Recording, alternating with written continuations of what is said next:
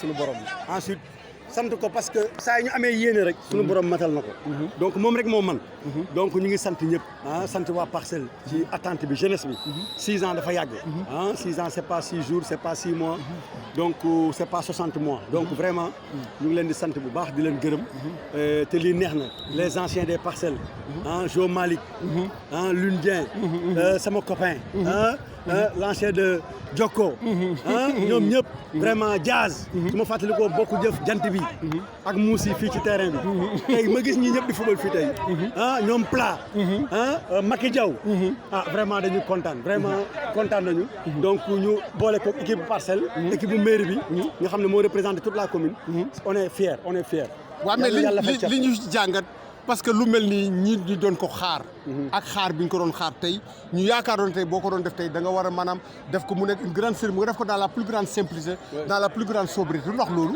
parce que aussi xaar bi moo yàgg mais incha allah janvier dinañ def début janvier dinañ def une grande cérémonie d'accord fekk ñu pare travaux yi parce que tey dañoo xabaabal am vestiaire terrain bi pare am tribune am ay toilettes publiques ñu ne nañu ubbi mais am na liggéey bu des ñu ngi ciy liggéey pour gars yi jouer parce que namm nañ nawetaan fii ci Parcelles loolu la mais dinañ def une grande cérémonie début janvier fii ci Parcelles et on va convier toutes les Parcelles ici.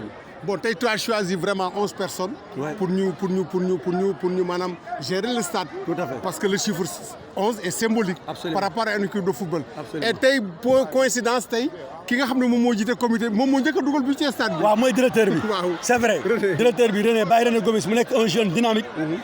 nekk secrétaire général. donc ci mouvement associatif bi nekk vice-président CQRP bu zone 8C. nekkoon aussi chef division sport nekk un titulaire de master 2 en ingénierie financière. actuellement nekk auditeur en gestion management. ensuite gestion des infrastructures sportives ñu am ci moom yaakaar. boole koog yeneen 10 personnes. ñoom ñëpp ñu bokk mouvement associatif bokk ci nawetaan bi. ñu bëgg ñu dénk leen stade bi parce que seen ay morom naataangoo ñoo fiy ñëw di jouer. ñoo fiy ñëw di utiliser stade bi. am nañ ci ñoom yaakaar parce que il faut toujours faire confiance à la jeunesse. waaw dernière question monsieur le maire mu am loo am muy affaire violence bi dégg nañ sànq ci biir salle bi mu mel ni da ngay artu maanaam les utilisateurs du stade. Absolument. tey ci ay violence tey lan nga leen di wax. absolument mooy ñaan ñun ñëpp zone 8B zone 8C toutes les ASC des Parcelles les 20 ASC nos ASC jumelles de Cambérène parce que ñun Cambérène moo xaajal Parcelles dëkk donc ñun ñëpp dañu war a ànd bokk ndey bokk baay football foo la ree la sportivité fair play et que le meilleur gagne waruñu sànnante xeer waruñu dóorante ay bopp non non waruñu ko def ñun Parcelles lañu war a joxe une bonne image te soo fàttaloo juróomi at yi passé Parcelles presque amul violence à Pikine amul violence à Guédiawaye amul violence à Alassane Djigo loolu lañ bëgg bu ñu ubbee suba jeunesse bi yëpp ànd bokk ndey bokk baay sport sans violence que le meilleur gagne fair play inchallah dans un mois et demi ñu def finale yi inchallah. Voilà, merci. Donc, vous avez entendu le match de gala qui a suivi la cérémonie de remise de subventions aux ASC, aux 20 ASC des Parcelles Assainies, 500 000 francs pour chaque ASC, mais aussi les équipes championnes en titre ont été accompagnées à hauteur de 500 000 francs, en l'occurrence l'ASC Gougué et l'ASC Manko de l'Unité 14. Et sur ces images, on est bien ici au stade municipal des Parcelles Assainies. Après une très longue attente quand même, les spectateurs, le public d'une manière générale, les populations ont retrouvé avec beaucoup de plaisir ce bijou que la mairie en partenariat bien sûr avec l'État sous l'appui de l'État du Sénégal quand même a offert à sa jeunesse, la jeunesse des Parcelles Assainies, le monde du sport des Parcelles Assainies. Et aujourd'hui notre fierté, c'est que sur les 19 communes que compte la ville de Dakar, il n'y a que le stade de Parcelles Assainies qui sera fonctionnel. Et ça vraiment, c'est un honneur qui a été fait aux Parcelles Assainies. Mais c'est aussi l'occasion de remercier monsieur le maire des Parcelles Assainies, monsieur Moussassi, pour avoir cru en tout cas à cette réalisation, à ce grand projet, ce projet très important quand même. Et nous vous donnons rendez-vous tout à l'heure pour d'autres reportages sur ce match de gala que vous êtes en train de suivre sur Binga TV. À tout à l'heure. Parcelles amul espace sax taxawul nii parce que amatuñu woon fu ñu xamante ne war nañ fa mën a dajaloo soo xoolee nii tey bi ñu waxee tey dañuy inaugurer stade bi maanaam defaguñ ko sax officielagul mais gis nga tey koñ bi yëpp génn nañ te boo génnee après boo duggee ci terrain bi da ngay fo ree kaf delluwaat sa kër nañu fexe waa Parcelles population Parcelles li ma leen di lancer message bi ma leen di lancer moom mooy ku nekk na def ne lii sa alal la. très bien lii sa alal la soo ko yàqee ñun ñooy dem jéggaani ji. gis nga 10 ans mu ngi nii dañuy dem ay Demba Diop ñu ñuy xajal wala ñuy dem ay Géejawaay ñu ñuy xajal.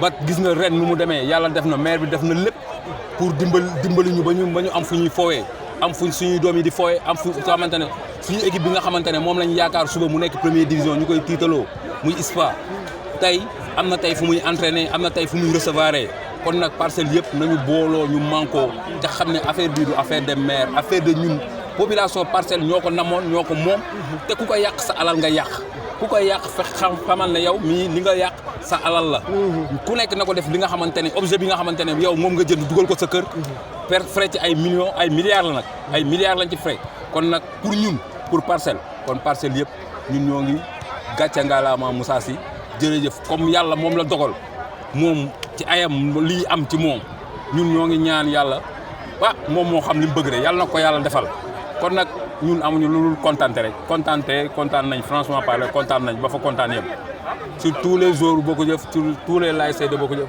kontaan nañ ñun ñëpp kontaan nañ merci. kenn du ko présenté ci football nawetaan parcelle tey aujourd'hui tey pour l'occasion de l'ouverture du stade municipal après plusieurs années d'attente tey ngeen am opportunité tey maanaam def ko match de gala tey ban sentiment la. C'est un grand honneur d'abord pour tous les Parcellois d'avoir un bijou pareil bijou bu mel nii parce que ñu ngi ko doon jàmbat pendant une année. kon alhamdulilah tey bu ñu nekkee jusqu'à la phase finale ñu naan bon le championnat nawetaan demain lay démarrer. donc c'est une fierté pour tous les Parcellois. ok sentiment bi ma animé nag tey bon c'est une retrouvaille. J'ai retrouvé des amis avec qui j'ai partagé ce terrain. bi nga xam ne ban la woon kekk la. pendant une trentaine d'années ñu suñu rêve nekkoon aussi de jouer dans un état terrain bu mel nii. ak voilà environnement bu mel nii. ñu ngi sant yàlla aussi wax à nos jeunes aussi que ñu toppatoo bijou bi. parce que lii c'est un cadeau. te nit nag boo amee cadeau nag da nga koy toppatoo vraiment da nga koy fonk. merci.